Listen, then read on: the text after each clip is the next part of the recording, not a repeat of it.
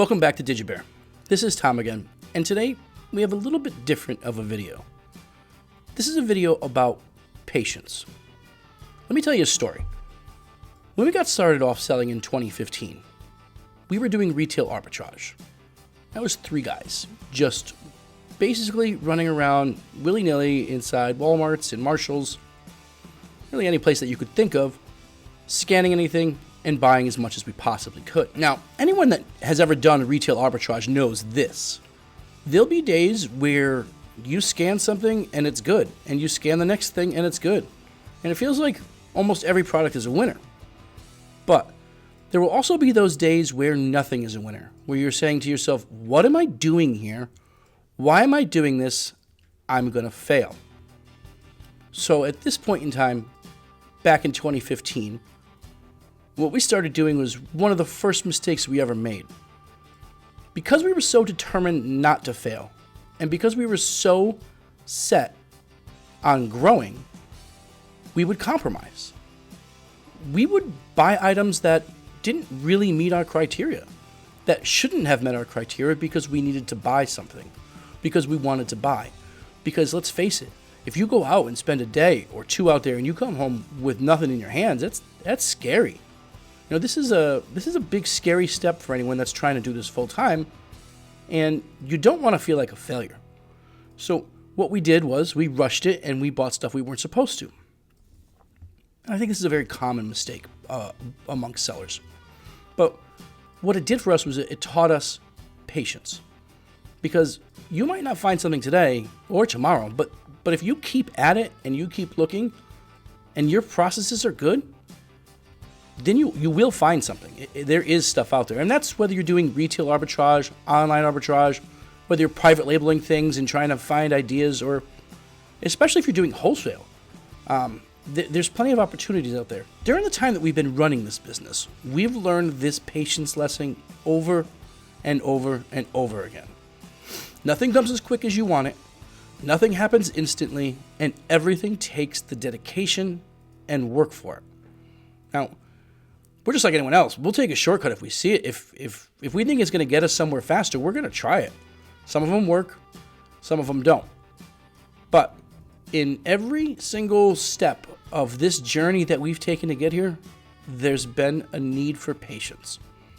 In almost every instance, we haven't had the patience. We haven't shown the patience every time, but we still made it to here. Now, I'm telling you that our journey would have been a lot easier had we just been a bit more patient. More patient to find the right RA deal. You're finding the right item.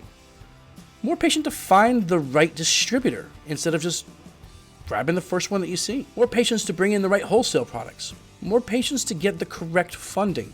Make sure that you talk to more than one person. More patience to get the right accountant, the right everything.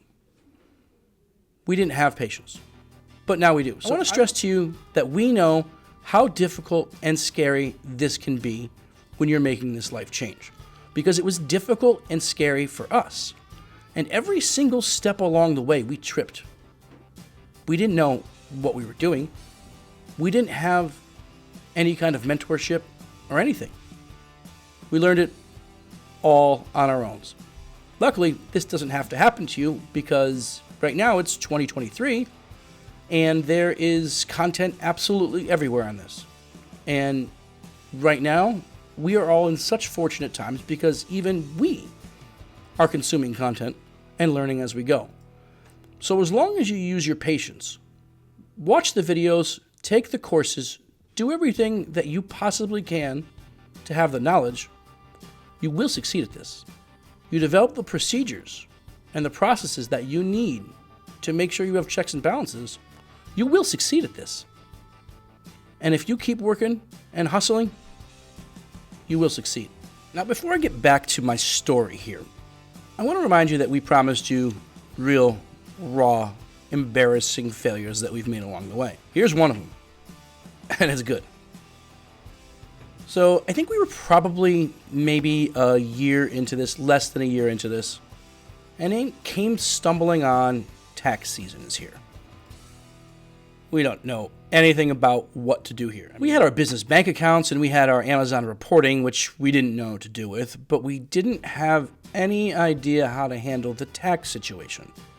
Up until now, I think we were all using like TurboTax or H&R Block, so this was kind of a big deal for us. It was a big move. Similar to when we had to find a distributor, finding an accountant was no easier because none of us knew an accountant. So we went to Google. We stumbled on this site called Thumbtack. And Thumbtack is a site where you can put in a request with a job description of what you're looking for, and then pros will get back to you with quotes or to set up a meeting to see what the next steps are. Kind of like a meet and greet to see if you like these people, to see if they're really qualified, gives you a chance to vet them if you're patient enough to.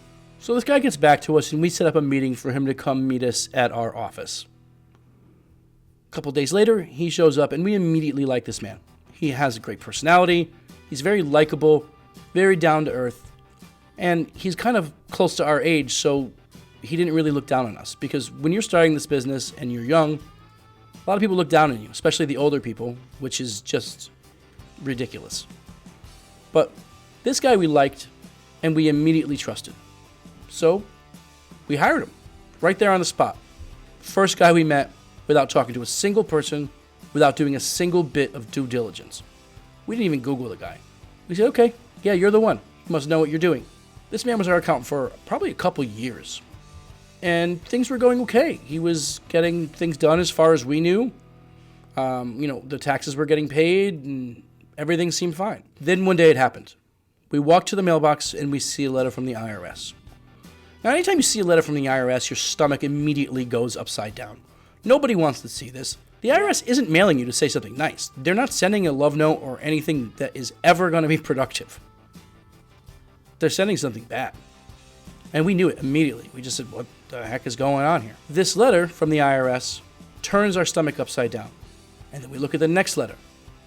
It's the IRS again.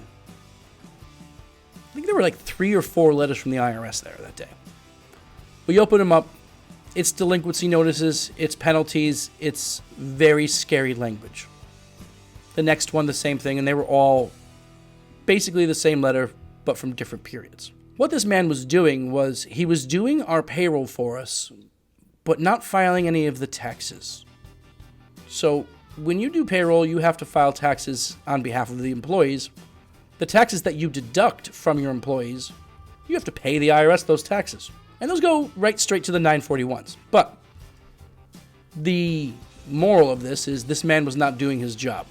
We don't believe he was doing this to be spiteful or malicious. He was just blatantly neglectful. Didn't know what he was doing because he was hired by 3 guys who didn't have any patience, who didn't properly vet him, who didn't talk to at least one other person to see what was going on. We met a guy, we liked a guy, we hired a guy. He worked for us for a couple years. This ended up turning into well over $50,000 in back taxes that we owed the IRS. Now, of course, we withheld this stuff from the employees' paychecks, and all along we thought that it was just getting filed. We thought it was getting paid.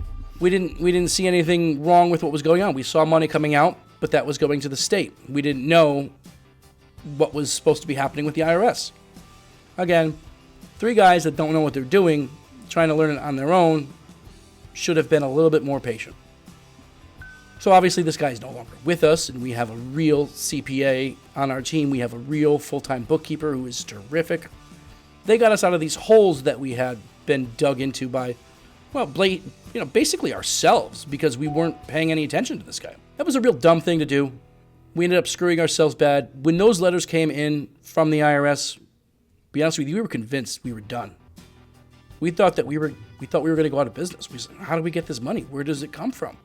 We didn't each have extra, tens of extra thousands of dollars in our pockets. All of our money that we had was in this business, and there wasn't very much left over. So when those letters hit your hands, you thought the worst. You're trying to figure out, what am I going to do next? How am I going to get out of this? How are we going to feed our kids? How are we going to pay our employees? But we used the same resilience to get out of that we have out of every other massive blunder that we've been in. And that resilience is what's got us here, and that's what we want to project to you. We want to show you that everybody is making mistakes. There's a lot of courses out there. There's a lot of content creators out there. A lot of people telling you, you could see my Lambo. This is this easy. I'm telling you, this business is easy when you start out. When you're on a small scale, it's very easy. You buy stuff and sticker it and send it in. But when you scale and when you turn this into your life, and when you have to get product in and out of this door every day to keep the lights on, to keep your kids fed, it ain't easy. And anyone that tells you that, I gotta be honest with you, is directly lying to you and taking you for a ride. Every single successful person in this business, and I'd venture to say any business, has learned from failures, has learned from falling and getting back up. So, the moral of this story is absolutely, let's learn to have some patience. 8 years later, and we're still sort of learning it. We're trying our best. Now, before you go and judge us and say, how could anyone possibly be so stupid? I'll tell you, we're genuine, nice guys. We're trusting people. We believed in this guy. We thought that we knew who he was. And we were so hyper-focused on growing our sales and growing our business that we just blindly trusted this guy. Obviously, what we did was very stupid, and you should hopefully take that as a lesson to make sure that you're paying attention to every aspect of your business. And it's not just about growing your sales numbers. And maybe not to be as trusting as us, because it's bitten us before, and it'll probably bite us again. That's all we have for today. Hustle up.